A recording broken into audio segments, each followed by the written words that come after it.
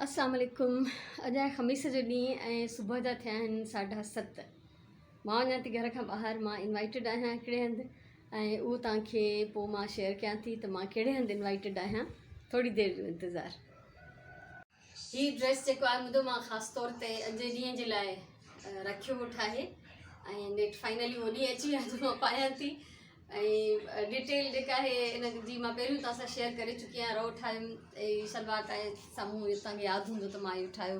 Shirt हीअ मां जेका ऑनलाइन घुराई हुई ॾाढी वणी मूंखे ऐं इतफ़ाक़ सां रो ऐं जेको आहे शर्ट मैच थी विया ऐं शलवार मूं हुन सां इहा ई मुनासिबु सम्झी त सुठी लॻंदी। सो तव्हां ज़रूरु ॿुधायो तव्हांखे कीअं लॻो। असां वञी रहिया आहियूं सदर ऐं हिन महिल असां यूनिवर्सिटी रोड ते आहियूं। साम्हूं क़ाइद आज़म जी मज़ार आहे बानी पाकिस्तान।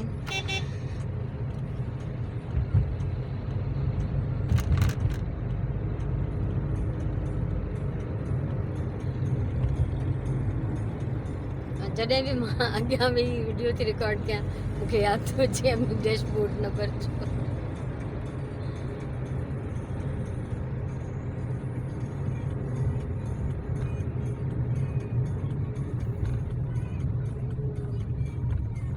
यूनिवर्सिटी रोड ख़तमु ऐं हाणे कहिड़ो रोड शुरू थींदो? अच्छा, न्यू एमेजिना रोड।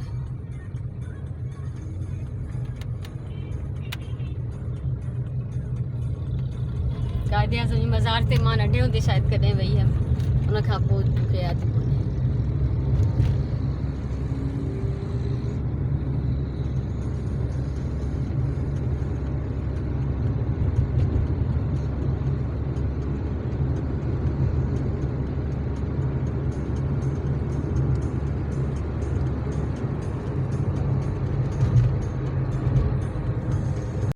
असां सदर में पहुची विया आहियूं।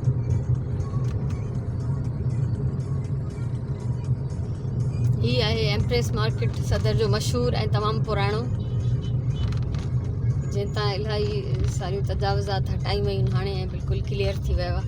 न त हिते बिल्कुलु बिल्डिंग जे क्लोज़ दुकान हुया ऐं रेड़ा ऐं अहिड़े क़िस्म जूं शयूं। सो हीअ हाणे बिल्कुलु बिल्डिंग जेका आहे वांदी आहे।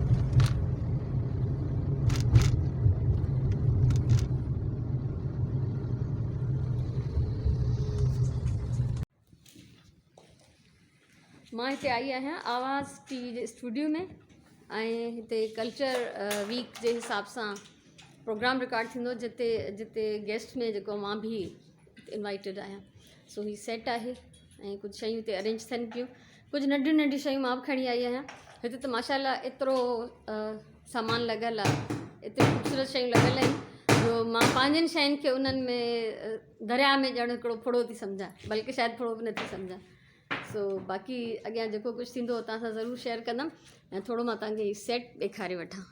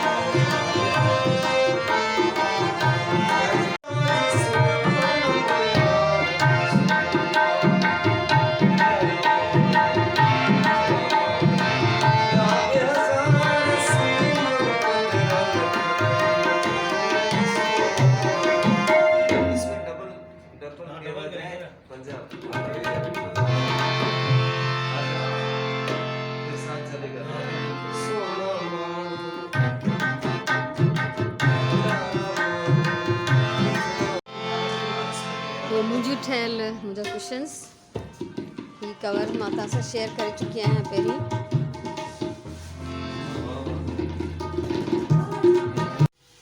मां पंहिंजे लाइ चांहि थी ठाहियां। हिन महिल टाइम थिया 4:45 ऐं टीवी स्टूडियो तां मां अची वियमि वापसि 4:45 बजे।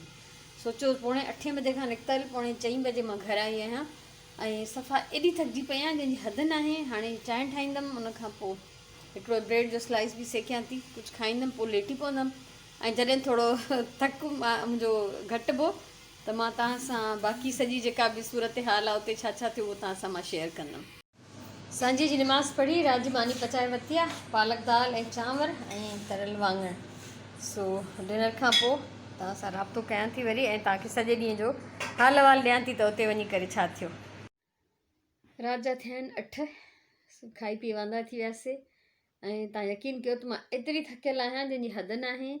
असांखे इहो ॿुधायो वियो त 9 सवा 9 बजे रिकॉर्डिंग शुरू थींदी, त असां 7:45 बजे घर मां निकिरी वियासीं ऐं 8 वॼी कोई मतिलबु वधि में वधि खणी 7:15 बजे ताईं पुॼी वियासीं। छो सवेरो ई त रोड रस्ता बि ख़ाली हुया त असांखे घणो टाइम न लॻो पुॼण में। बहरहाल उते पुॻासीं। सेट डिज़ाइन जेको उन्हनि राति जो ई शायदि कल्ह ई करे छॾियो, पर पोइ उन में एतिरा चेंजिस कंदा विया। कंहिं महिल हे न आयो आहे, हो न आयो आहे, फलाणो रहियल आहे, कोई गेस्ट रहियल आहे। ईअं कंदे कंदे कंदे 11:30 खां पोइ वञी रिकॉर्डिंग शुरू थी। त सोचो वेठा आहियूं कचरियूं कयूं पिया। उन खां पोइ ख़बर पई त 3 कलाकनि जो प्रोग्राम रिकॉर्ड थींदो, जेको 4.5 कलाक खाई वियो तक़रीबन रिकॉर्डिंग में।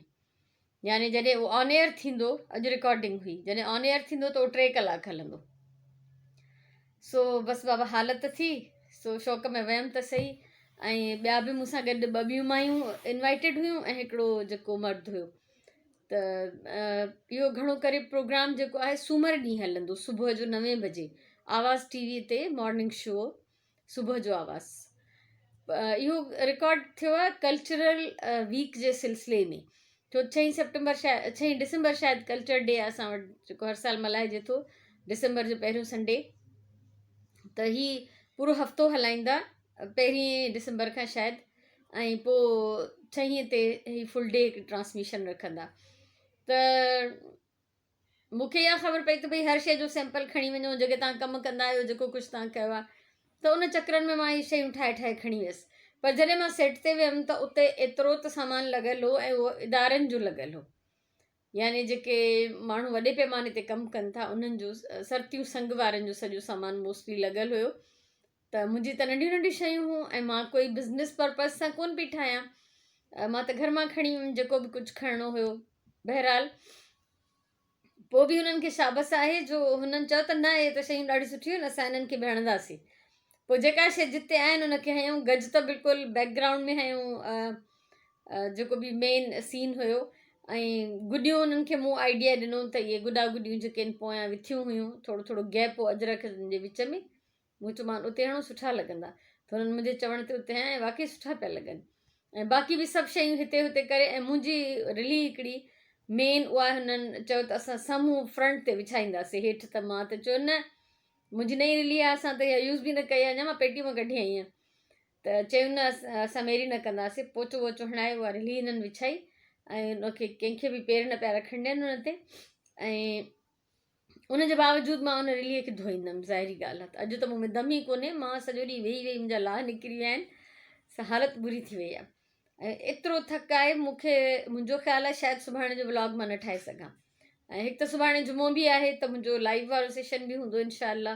पर जे मां हिमत भाई त थी सघे थो मां सुभाणे जो व्लॉग ठाहियां बि।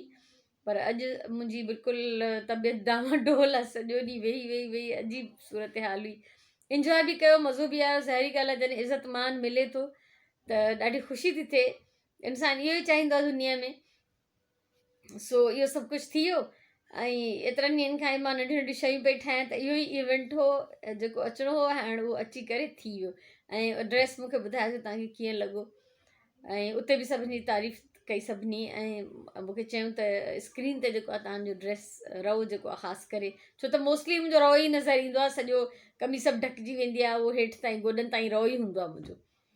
त उहो बि सभिनी तारीफ़ कई त ॾाढो सुठो थो लॻे, स्क्रीन ते वाक़ई ज़बरदस्तु पियो लॻे। सो हाणे इहो हलंदो मंडे ते मॉर्निंग में 9 बजे खां 12 बजे ताईं 3 कलाक प्रोग्राम। ऐं उनखां अलावा जंहिं ॾींहुं हलंदो त मां कोशिशि कंदमि त घर वेठे मां बि कुझु रिकॉर्डिंग करे वठां टीवीअ तां, या अगरि मूंखे लिंक मिली वियो, या न ते फेसबुक ते पेज अथव सुबुह जो आवाज़, जेको हिन जे प्रोग्राम जो नालो आहे सुबुह जो आवाज़।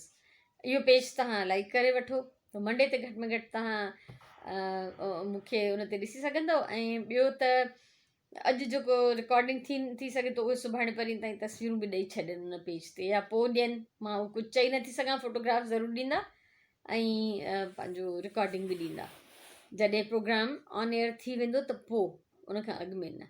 सो इहो हुयो अॼु जो हाल अहिवाल। ॾाढो थकाईंदड़ ऐं हिकिड़ो डिघो ॾींहुं हुयो। वयमि त तारिक सां गॾु, ज़ाहिर पोइ हुनजो ऑफिस हुयो ऐं मां वापसि अकेली आयमि ऐं 4:45 घर पहुती आहियां। हीअं सफ़ा दिमाग़ मुंहिंजो डावांडोल हुयो, यकीन कयो। छो त घर में मतिलबु मुंहिंजा चवंदी आहियां मुंहिंजा इलाही सारा हेल्थ इशूज़ आहिनि, त घर में ईअं थींदो आहे त मूंखां नथो पुॼे त मां लेटी पियमि, या मां कमु करे थकिजी पियमि त थोरी देरि रेस्ट करे वरितो, लेटी पियमि। उन में मूंखे ब्रेक मिलंदो रहंदो आहे न कंटिन्यू। हिते त बाबा ब्रेक जो को सवाल ई न हो, वेही वेही वेही हशर थी वियो। बहरहाल उते वेठे वेठे मूं इहो डिसाइड कयो त अगरि मूंखे कॾहिं ॿीहर इनवाइट कयूं त मां न ईंदमि, पर सोचां थी ॿीहर इनवाइट कयूं त ज़रूरु वेंदमि। मज़ो आयो ॾाढो मूंखे बहरहाल। सो अॼु जो व्लॉग मां इहो हिते ख़तमु थी कयां। पंहिंजी राय ज़रूरु ॾिजो। इहो हुयो सरप्राइज़ मुंहिंजे तरफ़ां, ठीकु आहे। सो ज़िंदगी रही, इनशाला थी सघियो त सुभाणे जो व्लॉग ठाहींदमि, मे बी न बि ठाहियां। बाक़ी फ्राइडे वारी कचहरी, अलाह करे त बिजली सलामत हुजे, इंटरनेट सलामत हुजे। बारिश बि थी कल्ह राति जो ऐं सुबुह जो बि थींदी रही, त ख़बर न आहे छा मौसम जी कहिड़ी सूरत हाल हूंदी, उन हिसाब सां डिसाइड कंदासीं। सो मोकिलायूं था, गॾु आहियूं हमेशह। ख़ुशि हुजो, आबाद हुजो, अलाह भाई।